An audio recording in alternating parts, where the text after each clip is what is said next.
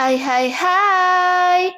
Selamat datang kembali di channel Min Donghua. Kali ini kita akan melanjutkan cerita Donghua, Apotesis. Gak pakai lama lagi, langsung aja kita ke ceritanya. Check it out.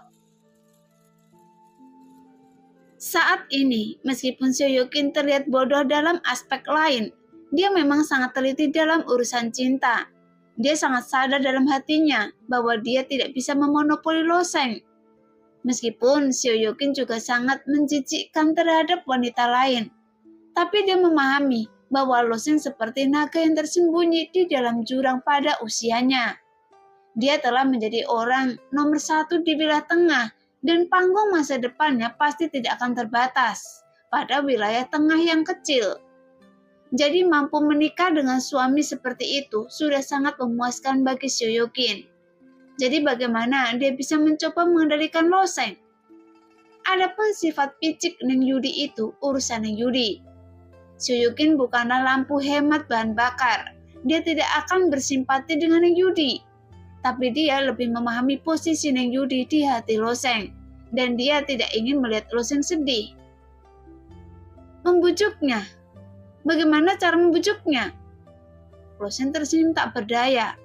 Seo-Yukin tersenyum tipis dan berkata kepada Loseng dengan lembut di telinganya. Bukankah wanita hanya untuk membujuk? Meskipun dia adalah penguasa istana, dia sangat kekanak-kanakan dalam aspek ini. Bagaimana Anda bisa membujuknya dengan kata-kata? Dan hanya 2 kalimat saja sudah cukup. Dia berbisik pelan, mengembuskan nafas seperti anggrek dan berbisik di telinga Loseng. Loseng tersenyum tipis dan mencium keningnya dengan lembut. Sepertinya Anda sangat pandai. Wajah Seo-Yukin menjadi sedikit merah, matanya bergerak-gerak lalu dia menatap Loseng dengan genit. Tidak mungkin, saya tidak membantu Anda memberikan saran. Namun kata-kata Seo-Yukin membuat Loseng sedikit tenang. Meskipun dia merasa sangat sulit dan akhirnya mengerti bahwa ada beberapa hal yang harus dihadapi sendiri. Setelah menempatkan Seo-Yukin, dia siap memasuki istana Yundian. Tapi pada saat ini, naga leluhur di dalam tas makhluk roh di belakang Loseng tiba-tiba menjulurkan kepala kecilnya dan menunjuk ke arah Seo-Yukin. Segera seruannya terdengar dan wajah naga leluhur menunjukkan sedikit keintiman. Si kecil ini. Di tanah suci Tianyu, klan Yoye memberikan tas binatang roh kecil kepada Loseng. Ruang Sumeru biasanya tidak dapat menampung makhluk hidup, namun ruang di dalam tas ini, makhluk roh telah diatur secara khusus. Meski ruangnya tidak besar, namun cukup untuk tempat tinggal naga leluhur saat ini.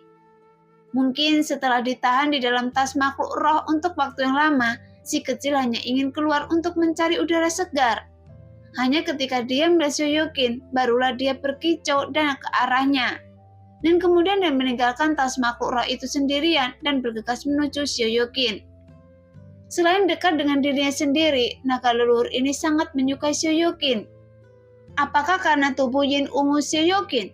Atau ada rahasia yang tidak dia ketahui? Loseng secara alami tidak akan memikirkan masalah ini. Dalam hal ini, Loseng akan meninggalkan Julong di samping Seo-Yukin untuk sementara waktu, dan dia berubah menjadi seberkas cahaya dan terbang menuju istana Yundian.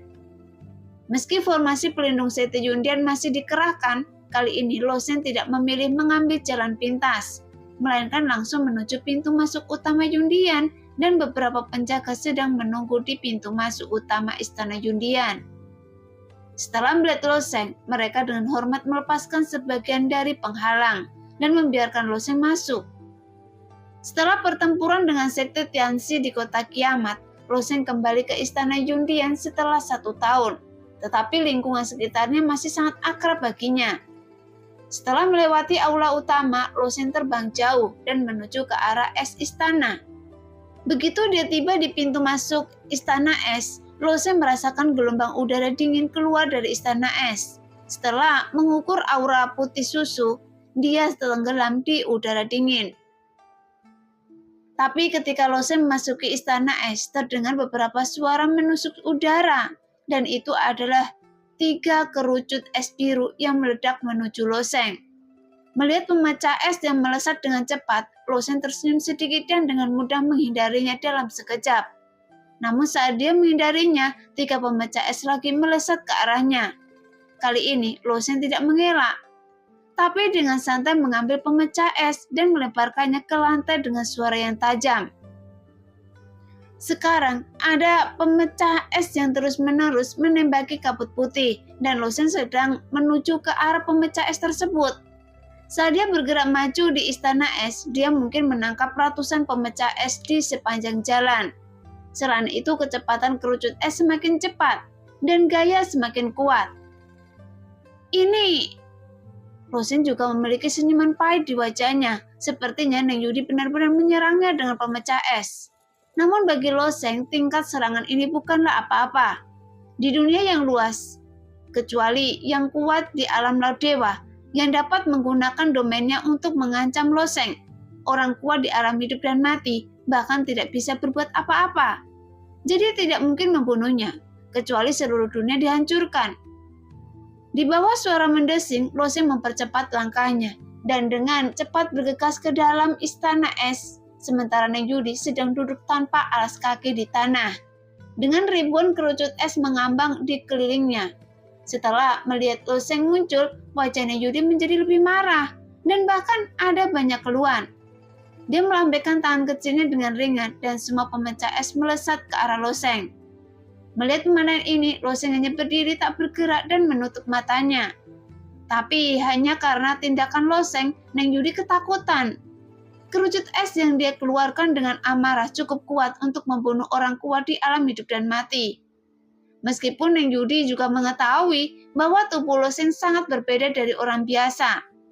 Meskipun tubuhnya kuat dan bertenaga, dia merasa Lo Sheng tidak akan pernah bisa menahan serangan seperti itu.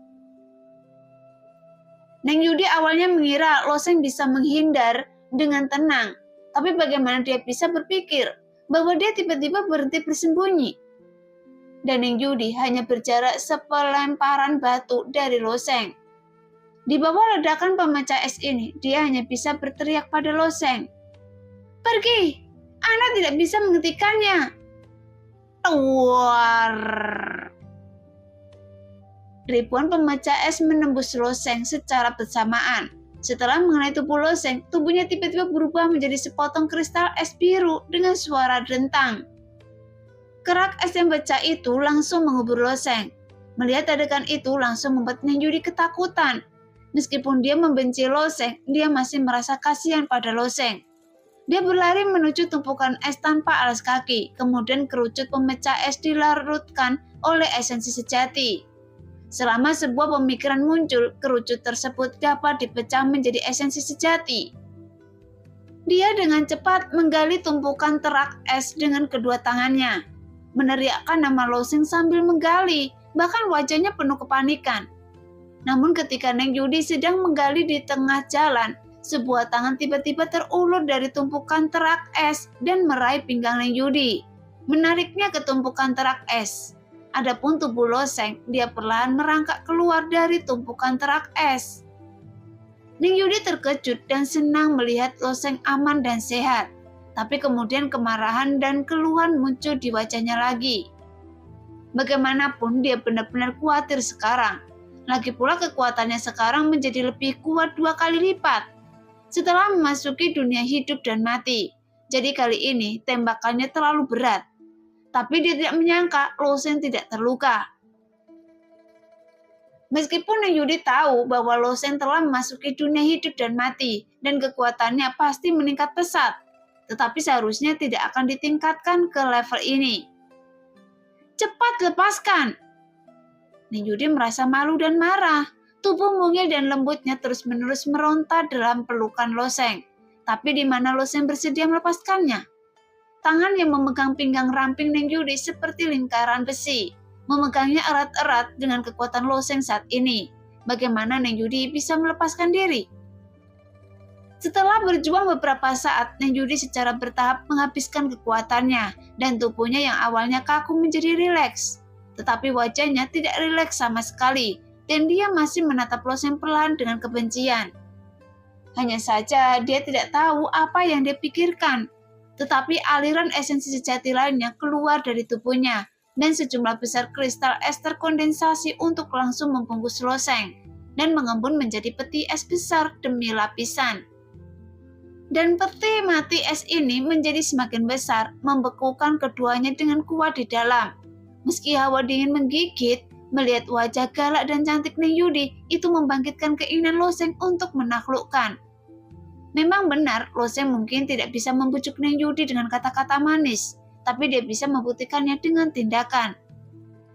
Meskipun es yang dipadatkan oleh Neng Yudi sekeras besi, kekuatan Loseng tiba-tiba meledak dan otot-otot seluruh tubuhnya bergetar hingga tingkat yang sangat kecil dalam sekejap. Sehingga retakan yang tak terhitung jumlahnya langsung muncul di peti mati es. Dilihat dari luar, peti mati es yang semula transparan berubah menjadi putih karena retakan tersebut, sehingga sulit untuk melihat apa yang terjadi di dalamnya. Setelah terjadinya tabrakan, tiba-tiba peti mati es pecah. Pada saat ini, Neng Yudi masih tidak yakin. Pada saat peti mati es itu runtuh, dia sekali lagi melepaskan energi sejatinya yang kuat, dan peti mati es yang baru mengembun. Tapi kemudian kekuatan Loseng menjadi kuat, dan peti mati es itu runtuh lagi. Dengan kondisi dan keruntuhan yang terus-menerus, jumlah pecahan es di bawah kedua orang tersebut semakin meningkat. Terak es tersebut berkumpul menjadi gunung es kecil, mengangkat kedua orang tersebut semakin tinggi. Setelah Neng Yudi melewati masa kesusahan terakhir kali, hampir semua kubah istana es hancur. Setelah rekonstruksi, sebuah celah ditinggalkan di istana es untuk membentuk teras melihat langit. Saat gunung es terus bertambah tinggi, hal itu mendorong mereka berdua dari atap.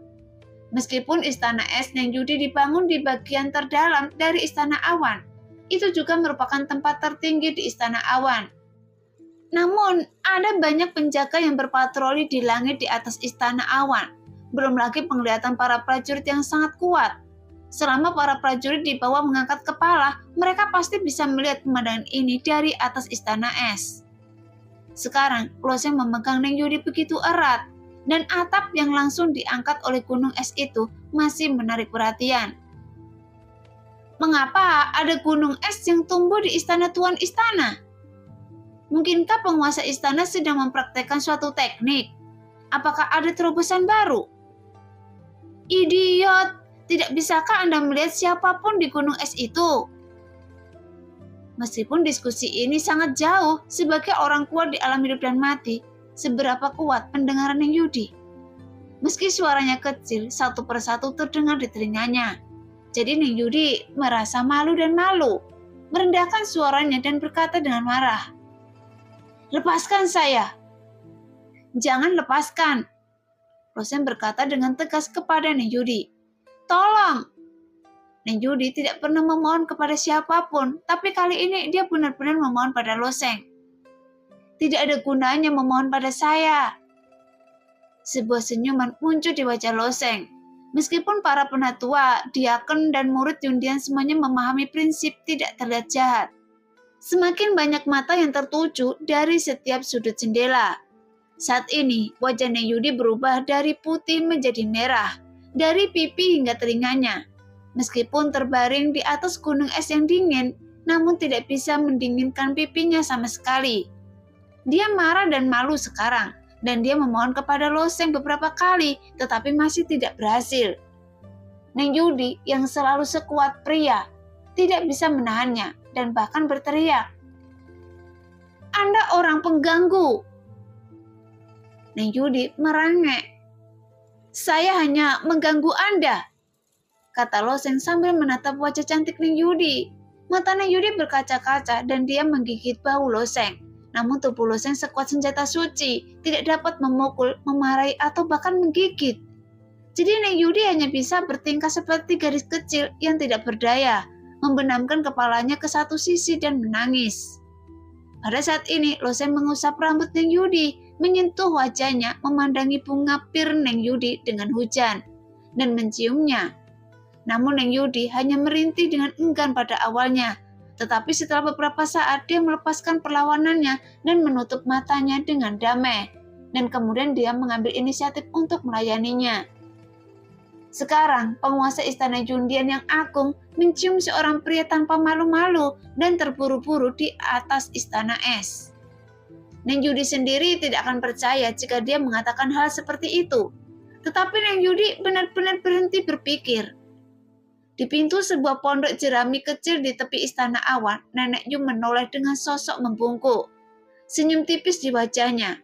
Setelah sekian lama, dia berbalik dan memasuki pondok jerami kecilnya dan hanya bergumam. Anak muda sedang menggoda. Itu juga sangat normal. Setelah otak Neng Yudi yang berapi-api kembali normal, dia mengulurkan tangan ke belakang loseng, menunjuk ke gunung es di bawah dan menekannya dengan ringan. Semua pemecah es menghilang dalam sekejap dan berubah menjadi energi sejati menghilang antara langit dan bumi. Tanpa dukungan gunung es kecil ini, loseng dan Neng Yudi jatuh ke bawah. Dengan suara keras, loseng menghentam tanah dengan keras dan Neng Yudi menggunakan loseng sebagai bantalan. Tubuh mungilnya memanfaatkan situasi tersebut dan melompat. Berdiri dengan kaki telanjang, menatap rambut panjangnya yang sedikit berantakan dengan tangannya, menatap loseng dengan senyum menawan di wajahnya.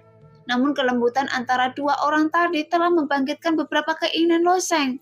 Banyak prajurit mungkin telah merasakan keindahan dunia ketika mereka berada di alam kesengsaraan void. Tetapi loseng hanya mengalami dengan Shoyokin, jadi dia menahan dorongan hatinya. Sekarang dia melintas dan menerkam Neng Yudi lagi. Kali ini Neng Yudi memiliki ekspresi panik di wajahnya. Dia menutupi dadanya dengan tangannya. Alisnya setipis bulan sabit terangkat. Tidak. Kenapa? Loseng tidak memaksa Neng Yudi.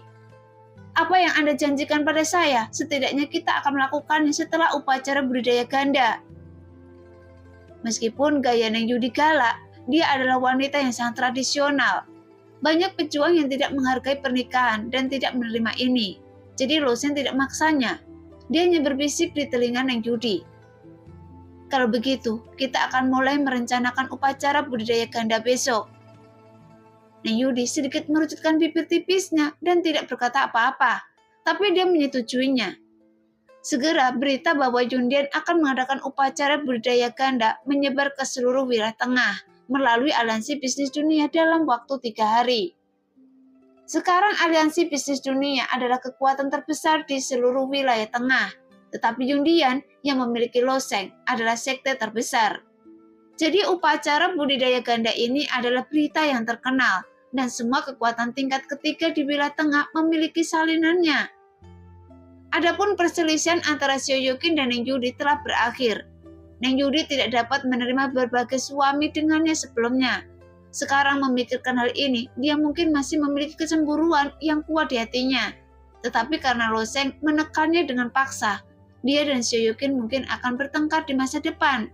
Tapi saat ini mereka tidak punya banyak hal untuk dipikirkan. Setelah persiapan upacara budidaya ganda berlangsung selama lebih dari sebulan, setelah memilih hari yang baik, susunan teleportasi kota Yunhe berkedip 2 atau 3 kali berturut-turut. Prajurit terkenal yang tersebar di seluruh tempat juga datang untuk memberi selamat kepada mereka dan memberikan hadiah langka yang ditumpuk di bukit setinggi 2 atau 3 kaki. Sehingga seluruh istana awan juga benar-benar meriah. 3 pola dewa yang diciptakan oleh Loseng hampir membuat Yongrui, Master Runa Jundian, kehilangan kegunaannya. Saya khawatir bahkan dengan semua usahanya, dia tidak akan mampu mengejar formasi pelindung sekte yang diatur oleh Loseng. Namun bakat Yongrui dalam runa memang tidak buruk. Dengan mempelajari pola dewa milik Loseng secara terbalik, runanya telah meningkat pesat. Selain Loseng, mungkin tidak ada seorang pun di wilayah tengah yang bisa melakukannya. Yongrui menggunakan rune satu demi satu dengan cerdik untuk menghiasi seluruh istana awan. Meskipun rune ini tidak terlalu kuat, tetapi selama batu esensi sejati diisi ulang, mereka akan memancarkan warna dan beberapa cahaya bahkan akan bersinar di atas penghalang cahaya air. Naga terbang dan burung ponik mengembun, menari di atasnya seperti aslinya. Di bidang seni bela diri Jundian, para pejuang dari semua lapisan masyarakat di wilayah tengah berdiri kokoh di kedua sisi. Mereka yang bisa berdiri di sini pada dasarnya adalah kepala keluarga dan sekte bangsawan besar, seperti kepala sekte Nagagyo dan lainnya, dan mereka semua ada di sini hari ini. Tentu saja secara alami tidak akan ada kekurangan pemimpin sekte dari kekuatan sekte kelas 4. Seperti Pavilion Suanyin, Suemuya, dan sekte Gunung Hitam. Ketika orang-orang ini pertama kali bertemu Loseng, dia hanyalah seorang junior di alam dewa penerangan. Tetapi tepat di depan mereka, Loseng melonjak ke langit, dan tidak ada seorang pun di wilayah tengah yang bisa melawannya. Ketika semua orang datang untuk memberi selamat kali ini, mereka tidak bisa menahan nafas dalam hati. Pria kecil yang mereka anggap remeh di masa lalu, sekarang menjadi orang yang harus mereka hormati. Di aula samping Istana Awan, Xiao Yuqin memegang pisau dapur dengan cahaya dingin di tangannya, menari di atas talenan. Hari ini adalah hari bahagia bagi Ning Yudi dan Loseng, tetapi wajah Xiao Yuqin menunjukkan ekspresi kusam. Tetapi pisau dapur yang sangat tajam yang terbuat dari emas digunakan untuk memotong talenan yang terbuat dari kayu ulin di bawahnya. Saat mendengar suara yang datang dari luar, Xiao Yuqin melutkan bibirnya dan memotong beberapa sayuran yang dimilikinya menjadi beberapa bagian. Gagu! Tubuh kecil Yulong meringkuk dan merintih. Sejak Yulong mencuri masakan yang dimasak oleh Xiao Yuqin beberapa waktu lalu, dia hampir melupakan Loseng. Pencipta kuliner ini berkeliaran di sekitar Xiao Yuqin hampir setiap hari. Mungkin karena Xiao Yuqin fokus pada gerakan di luar, sehingga pekerjaan di tangannya melambat. Dan Yulong mengeluarkan suara untuk mendesak Xiao Yuqin. "Tunggu sebentar," kata Xiao Yuqin dengan senyuman di wajahnya, tapi dia sama sekali tidak menyadari bahwa sayuran hijau yang tadinya berubah menjadi sayuran cincang kini telah berubah menjadi bubur sayuran. Di atas Istana Awan, sedikit cahaya jernih naik ke langit dan berubah menjadi awan keberuntungan berwarna-warni yang menyebar. Xiao Yuqin dapat melihat dengan jelas melalui jendela, namun pisau dapur di tangannya masih tidak berhenti.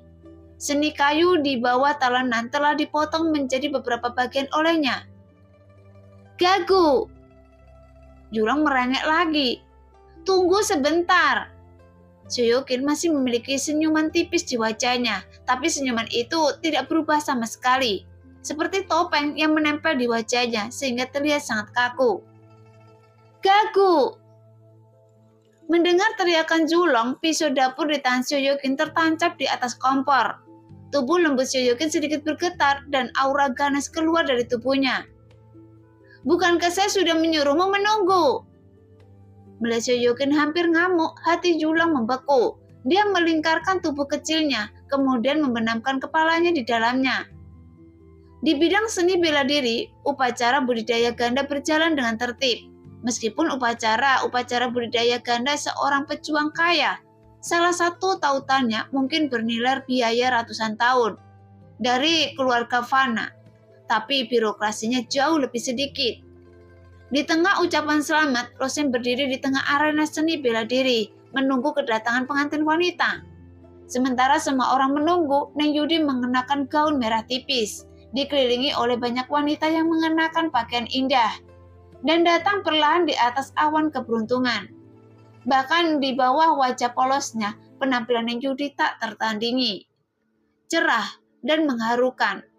Belum lagi upacara budidaya ganda hari ini. Di bawah dekorasi yang begitu cermat, setiap detail ditangani dengan tepat. Dan hanya dengan melihatnya saja akan membuat hati orang berdebar kencang. Ketika Ning Yudi mendarat, gong dan genderang berbunyi di sekelilingnya.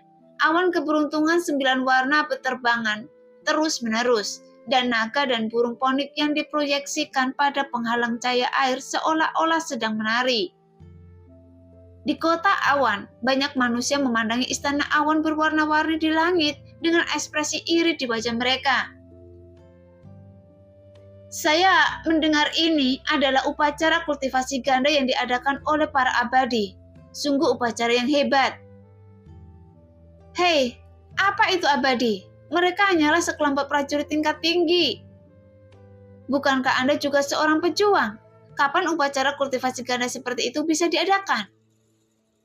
Jelas, upacara budidaya ganda yang megah ini diturunkan secara lisan di antara manusia, dan versi yang tak terhitung jumlahnya telah diciptakan, seperti memakan sesuap buah persik peri yang akan bertahan selama 10.000 tahun, atau cairan giok yang dapat membuat manusia kebal terhadap segala penyakit. Tepat ketika Loseng bersiap untuk menyambut Neng Yudi, banyak orang di Wilayah Tengah mendengar tawa itu sepertinya datang dari langit, dan tiba-tiba turun, yang membuat semua orang merasa sedikit terkejut. Bahkan alis Loseng juga berkerut. Dia tidak tahu siapa yang datang. Hari ini adalah hari besarnya, jadi sulit bagi orang lain untuk ikut campur. Di bawah suara mendesing, sesosok terbang turun dari langit, tapi itu adalah lelaki tua berkulit putih. Yang aneh adalah, lelaki tua itu benar-benar menembus penghalang cahaya air secara langsung, dan penghalang yang awalnya sangat kuat tidak menimbulkan hambatan apapun bagi lelaki tua itu. Bahkan jika Loseng ingin menyelinap ke dalam cahaya air secara diam-diam, dia masih harus masuk melalui celah yang ditinggal secara diam-diam di bawah. Tetapi lelaki tua ini sebenarnya menembus cahaya Yusui dengan sembarangan. Jadi pada saat ini semua orang melihat ke atas dan mata mereka sedikit banyak menunjukkan kengerian karena kekuatan orang tua ini sama sekali tidak terlihat. Meskipun sebagian besar prajurit yang hadir adalah prajurit di alam kesengsaraan kekosongan dan ada 2 atau 3 prajurit independen di antara mereka yang kuat di alam hidup dan mati. Bahkan mereka tidak dapat melihat kekuatan lelaki tua ini di atas alam laut dewa. Tapi Loseng paling tahu bahwa kekuatan orang ini tidak sesederhana di alam dewa. Sebelumnya, Loseng tinggal bersama 7 orang kuat dari klan surgawi dan memiliki penilaian kasar terhadap aura orang-orang kuat di alam dewa. Jika tingkat kultivasi 1 tingkat lebih tinggi, itu dapat didefinisikan. Tetapi jika itu benar 2 tingkat lebih tinggi, mustahil untuk diidentifikasi. Bagi Loseng, baik alam dewa maupun pejuang yang lebih kuat dari alam dewa, dia tidak dapat melihat melalui kultivasi mereka. Dan hanya mengandalkan intuisi. Loseng percaya bahwa lelaki tua ini adalah eksistensi yang melampaui alam dewa. Pada saat ini di antara kerumunan, kebanyakan orang relatif gugup, seperti orang-orang dari aliansi bisnis dunia dan orang-orang dari sekte di Wilayah Tengah. Meskipun target dari upacara budidaya ganda ini bukan Shoyokin, Loseng adalah pendukung seumur hidup Shoyokin. Kali ini, Shoyokin merutkan bibirnya.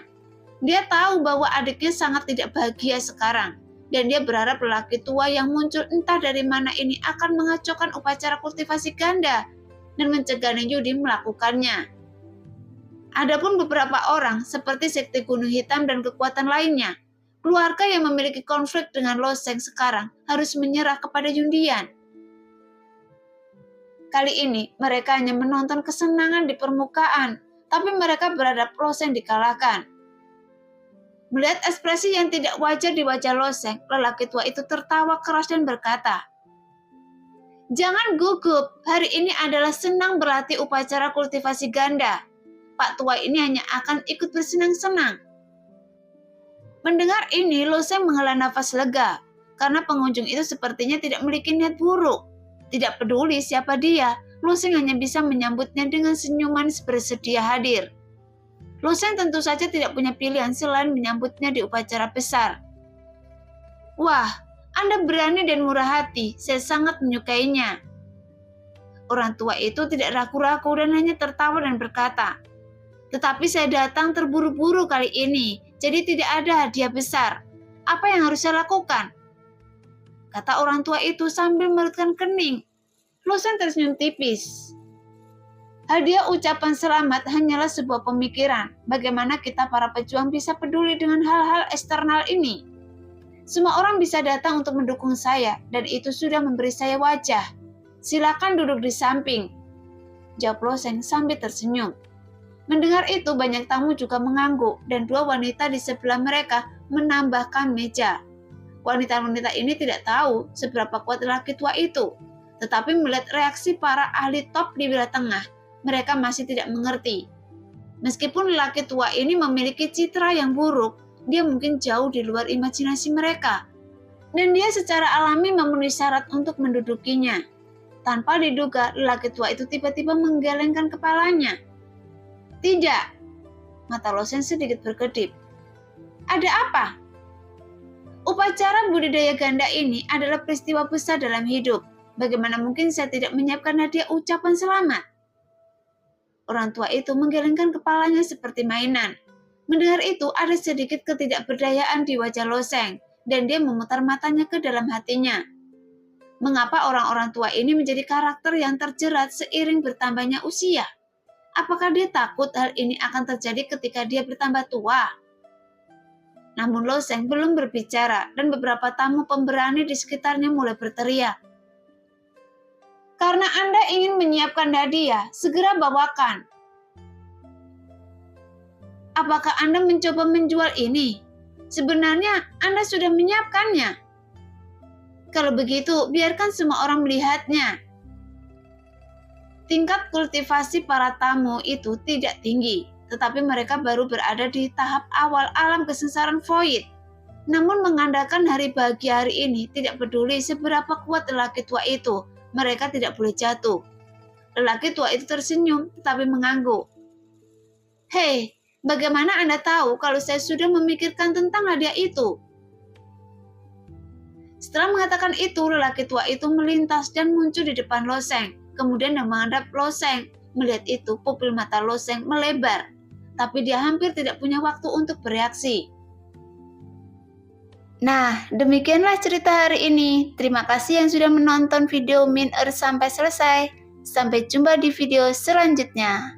Bye-bye.